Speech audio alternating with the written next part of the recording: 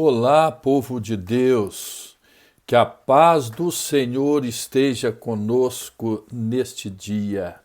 Hoje, domingo pela manhã, o tempo que nós temos, para estar na casa de Deus, aprendendo na sua palavra, através da instrumentalização de professores que estudam, preparam o alimento para ministrar aos corações do rebanho.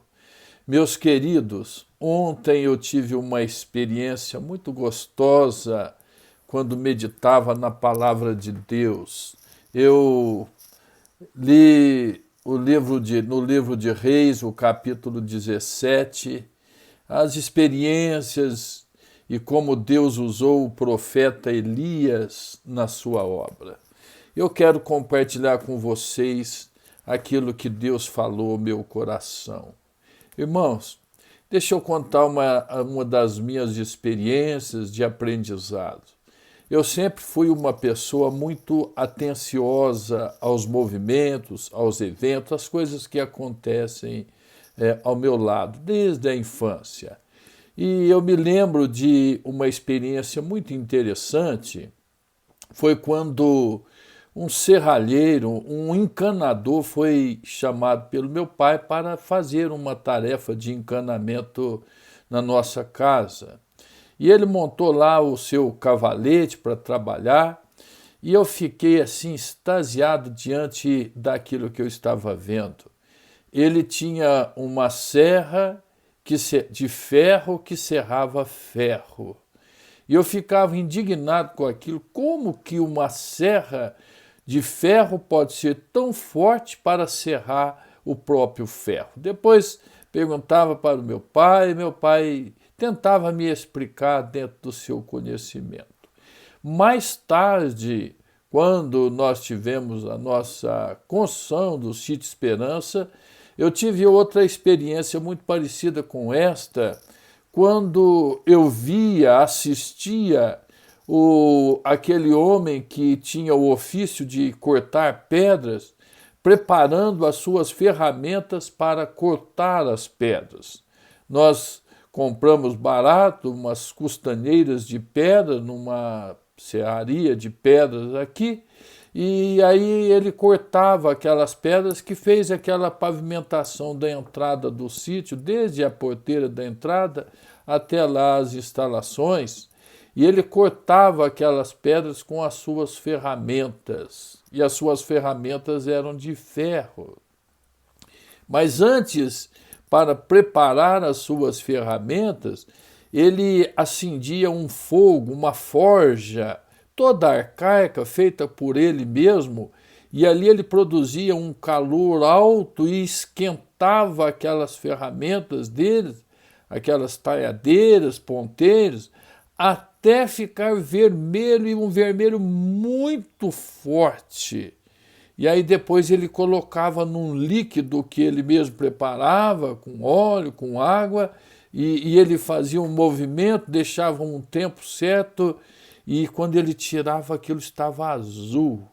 E aí aquilo ali era um aço muito forte, que ele batia na rocha, cortava a rocha, quebrava a rocha, e aquele ponteiro permanecia ali firme, pontiagudo.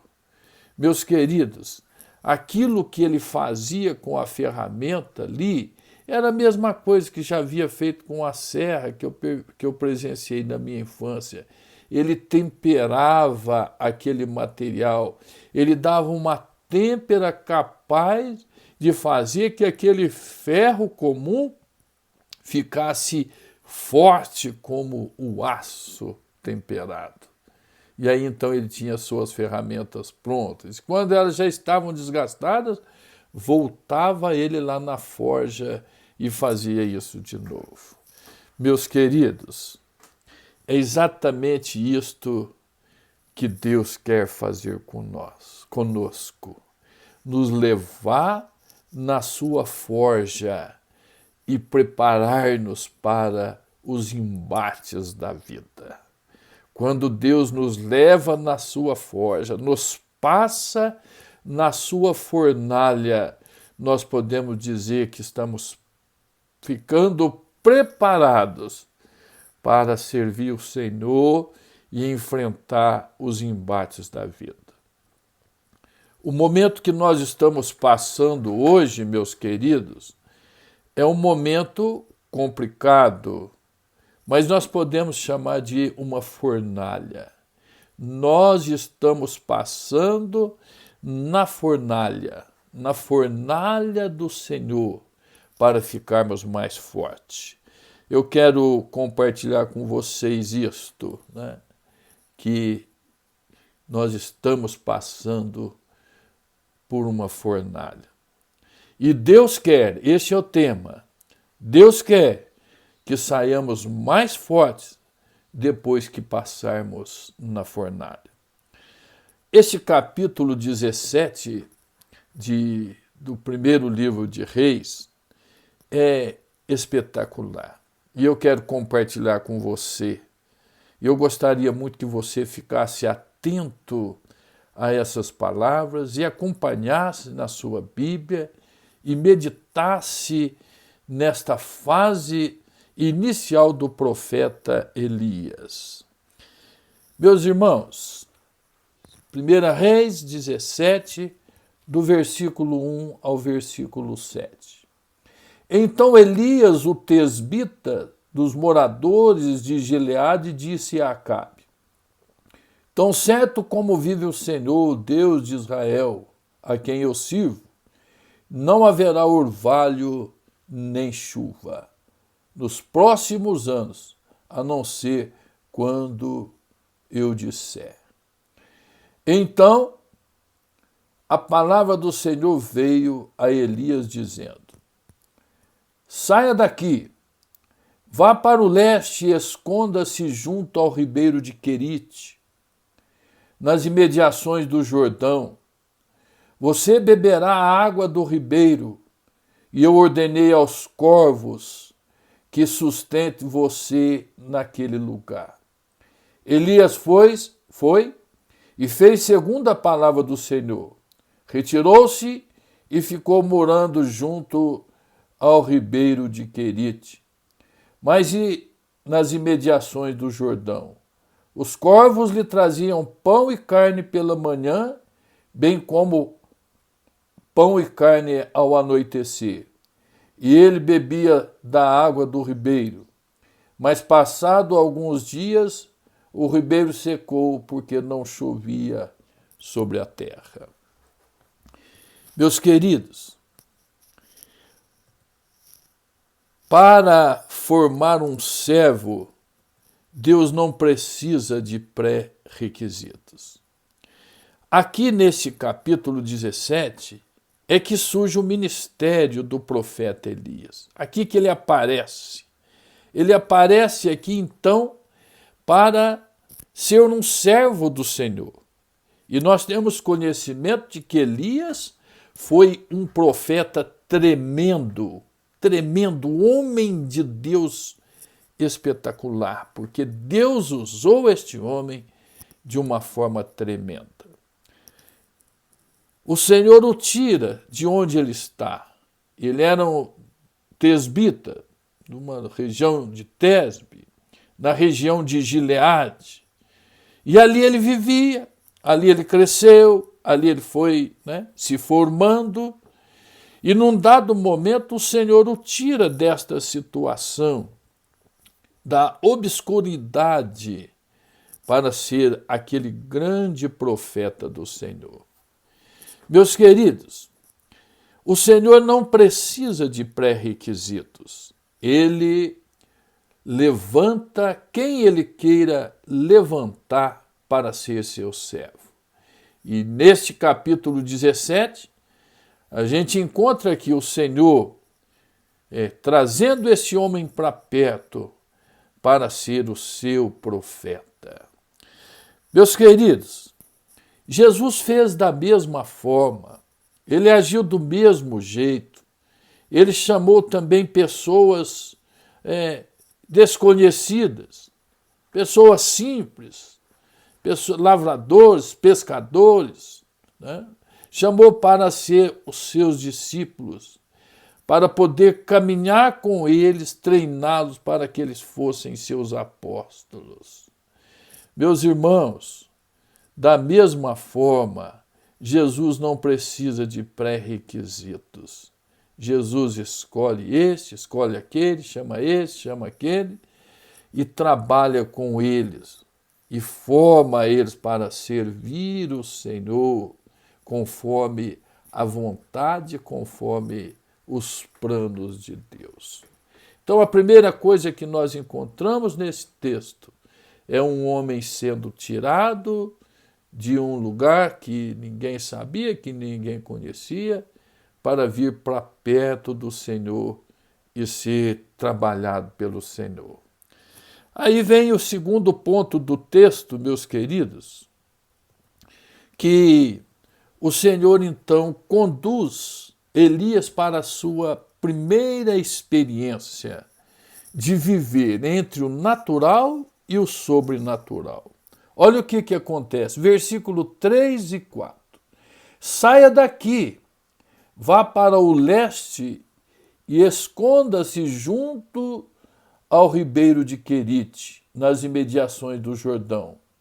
Você beberá água do ribeiro, e ordenei aos corvos que o alimente pela manhã e pela tarde. Meus queridos, esta é a segunda experiência do profeta, do homem chamado Elias, este profeta. Não é a segunda, é a primeira, que o Senhor o coloca numa situação para viver entre o natural e o sobrenatural. Elias deveria viver desta forma, dependendo do natural e dependendo do sobrenatural. O natural era o ribeiro de Querite. Elias estava ali junto ao ribeiro, a água passava, ele colocava sua mão na água, ele colocava seus pés na água, ele tocava a água, aquilo era natural, era o ribeiro de Querite, um ramo do Jordão. Aí, pela manhã acontecia um milagre, e à noite acontecia, e à tardinha acontecia outro milagre, que a gente não entende como que funcionava, mas os corvos lhe traziam pão e lhe trazia carne. Era isso que os corvos faziam. Então ele ficava, quem sabe, acordava de madrugadinha e ficava aguardando. De repente, os corvos chegavam e traziam o pão.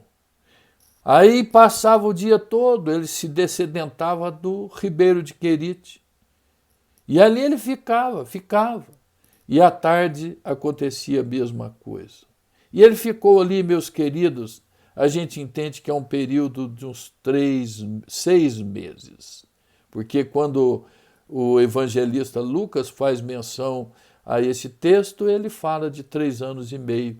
E ele ficou lá mais à frente, numa outra experiência, 3 anos.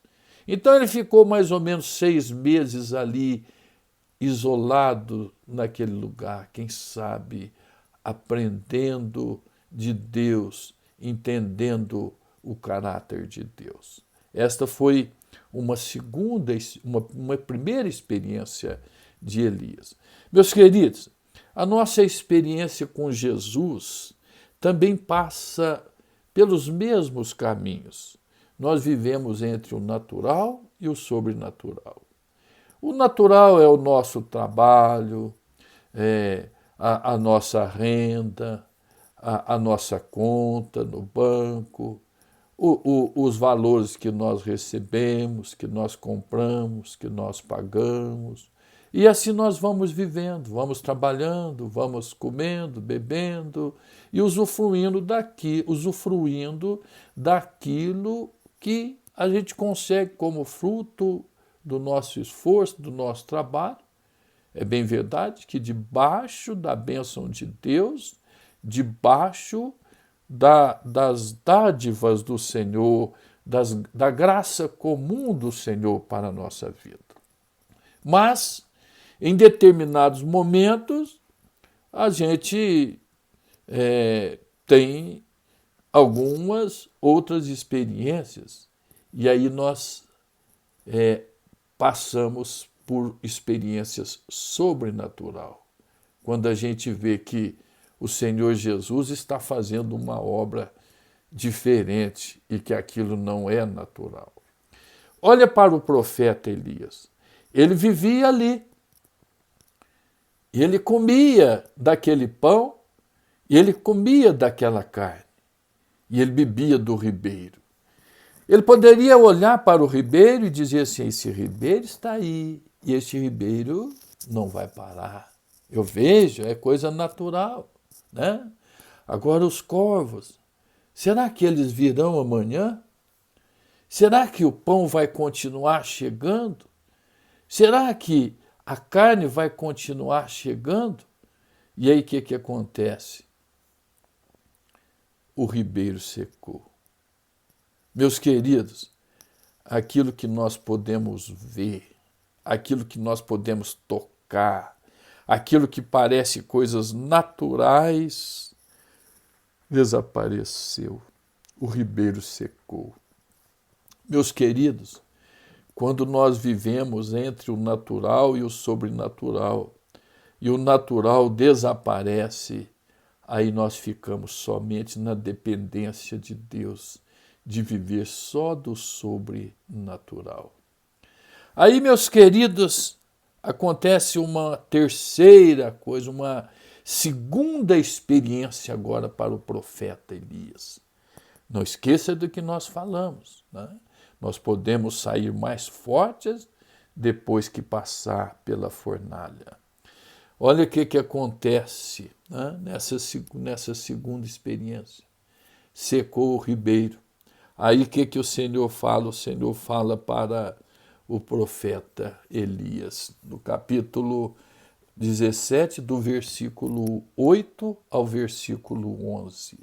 Então a palavra do Senhor veio a Elias dizendo: levante-se, vá para Sarepta, que pertence a Sidom, e fique por ali. Ali ordenei a uma viúva que te dê comida, que dê comida para você. Então ele se levantou e foi para Sarepta.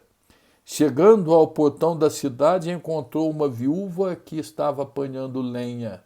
Ele a chamou e lhe disse: por favor, traga-me um pouco de água numa vasilha para que eu possa beber.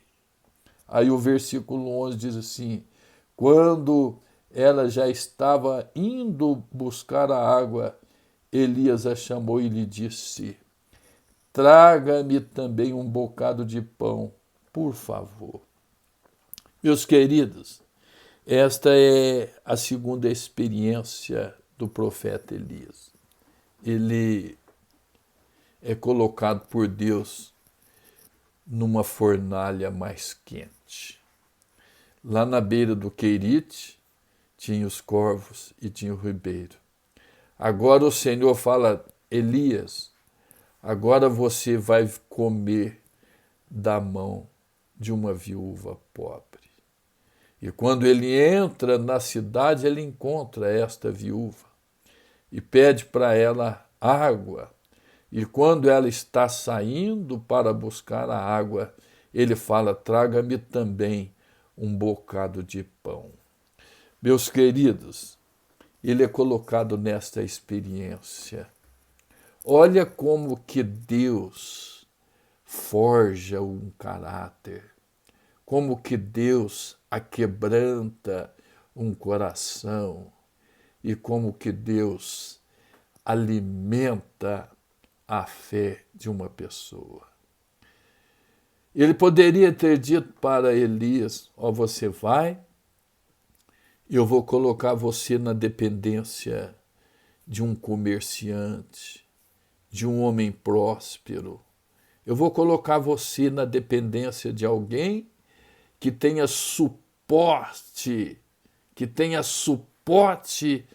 para tratar de você neste período. Mas não. Deus faz coisas interessantes, Deus faz coisas tremendas. E ele coloca então este profeta que ele está forjando na sua fornalha como dependente de uma viúva pobre, meus queridos. É isto que ele faz.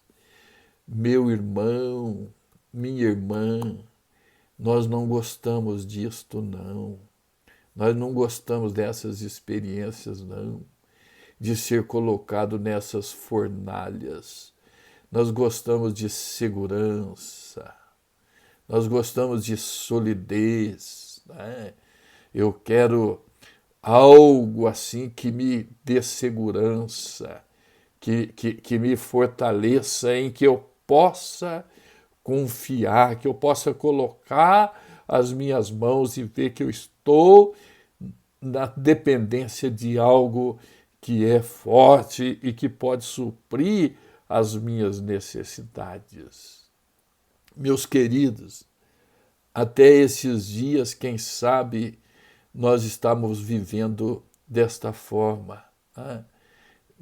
Na dependência de coisas fortes, de coisas sólidas. Quem sabe você tem um bom emprego, um bom trabalho, uma boa renda. No final do mês você tem resultado do seu trabalho e tem condições para comprar, para pagar suas contas e para viver de uma forma razoavelmente confortável. Mas agora a gente está vendo que tudo isso pode passar e a gente não sabe como é que vai ficar, como é que vai ser depois que passar esta tormenta, meus queridos. Mas eu disse no começo, podemos sair mais fortes quando passar pela fornalha.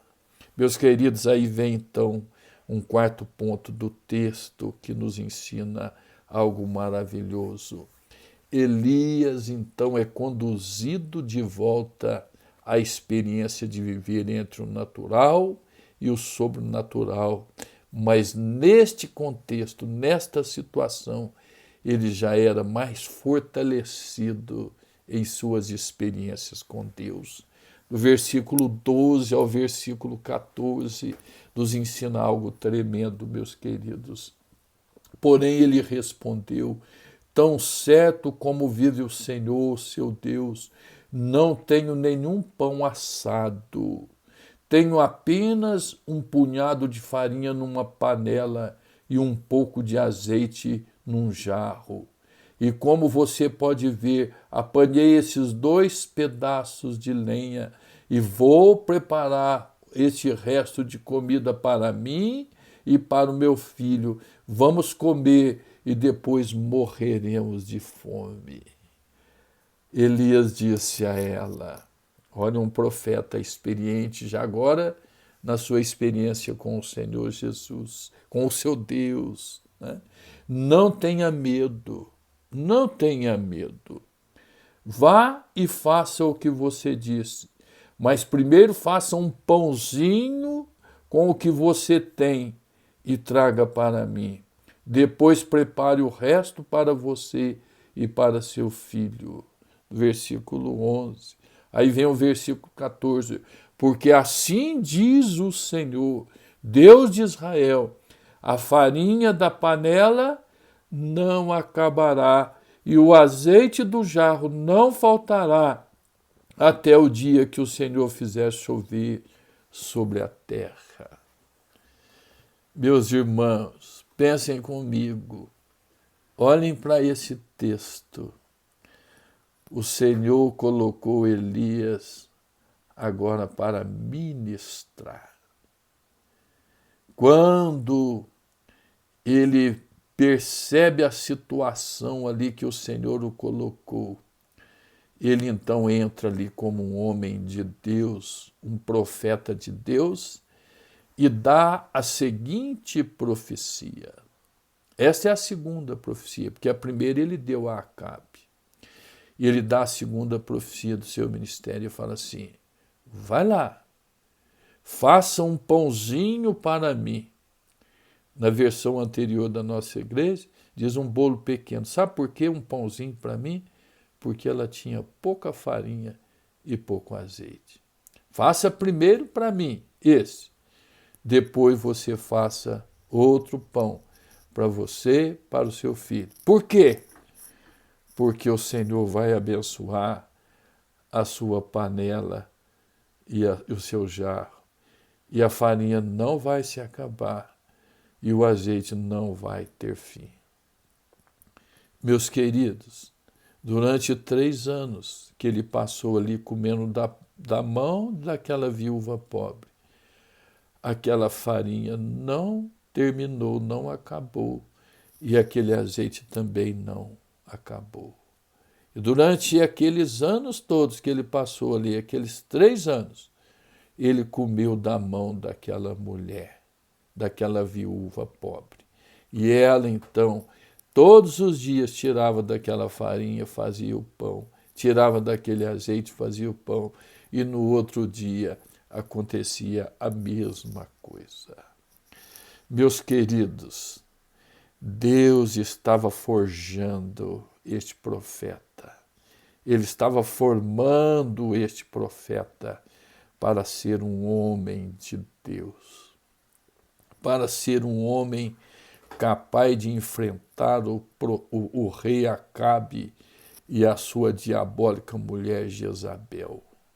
Meus queridos, Acabe e Jezabel tinham um plano. Eles tinham um projeto e eles iriam levar este projeto até o fim.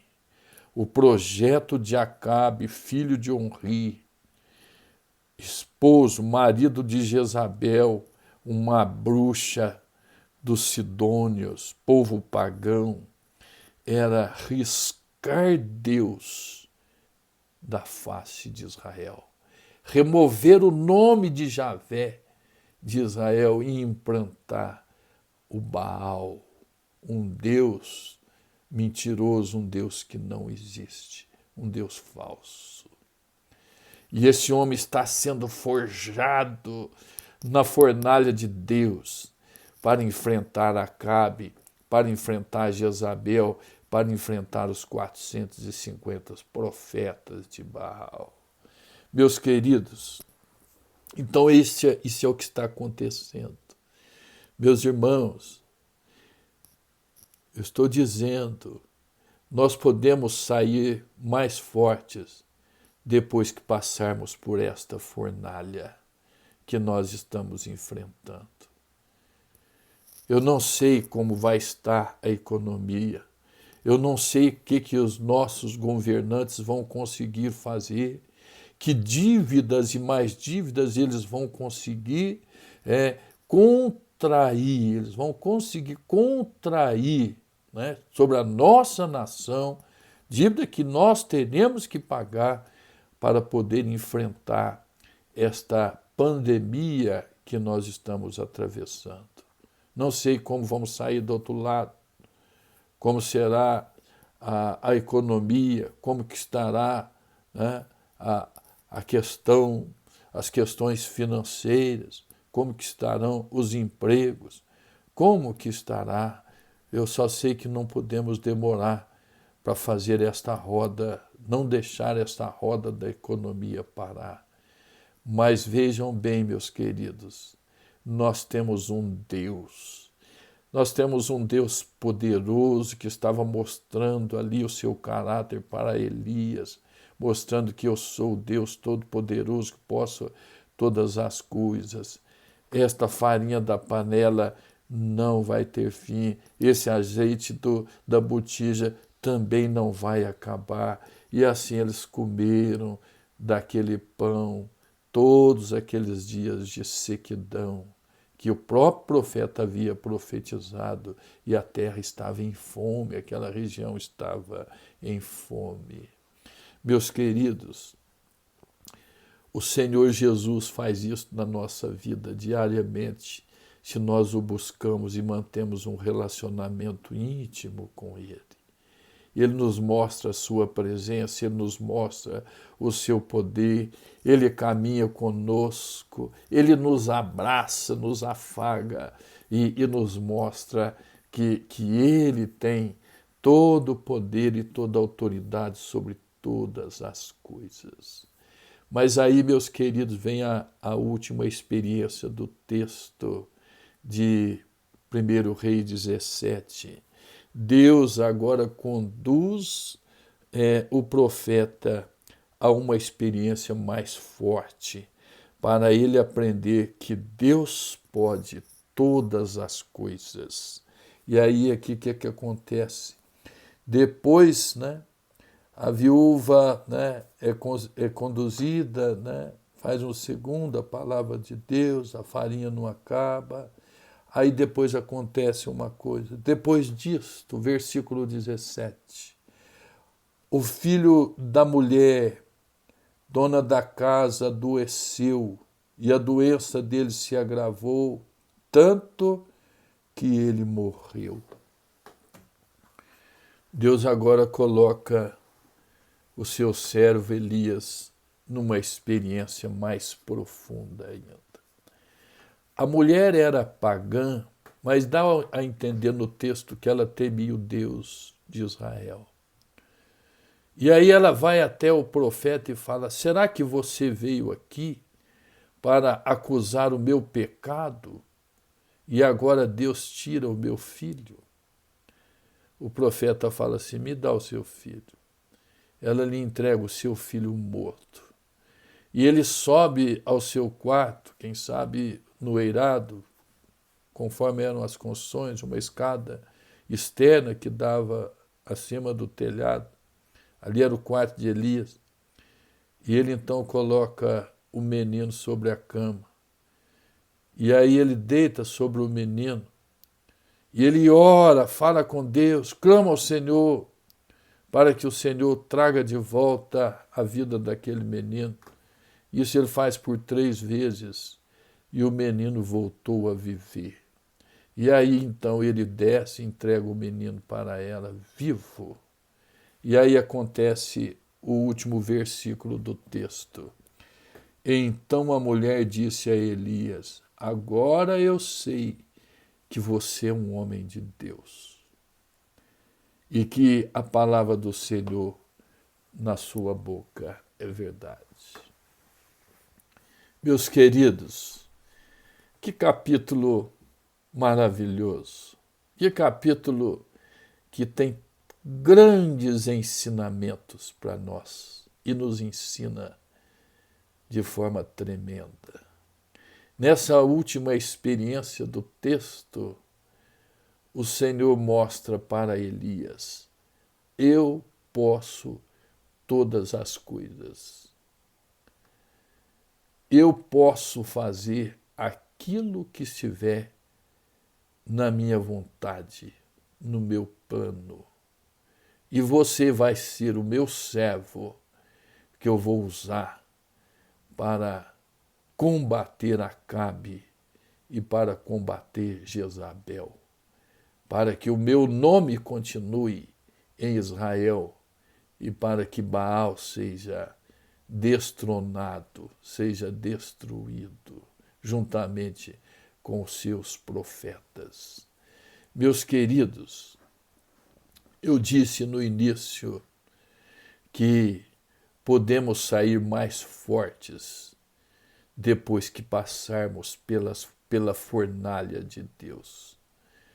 E nesses dias nós estamos passando pela fornalha de Deus. Elias saiu dali fortalecido e enfrentou Acabe e toda a sua corja. Ele enfrentou Acabe e todas as suas companhias diabólicas. Agora, meus queridos, nós também estamos passando pela fornalha. E nesta fornalha que nós estamos passando, nós podemos sair mais fortes. Eu não sei como você está reagindo no meio desta quarentena. Eu não sei como está o seu coração. Eu tenho orado pelos nossos irmãos para que Deus esteja sustentando a cada um. Mas eu sei uma coisa eu posso te dizer, e você deve deixar isto falar muito forte no seu coração. Nós podemos sair mais fortes depois que passarmos por esta fornalha. Deus te abençoe e te dê um dia maravilhoso na presença desse Jesus maravilhoso.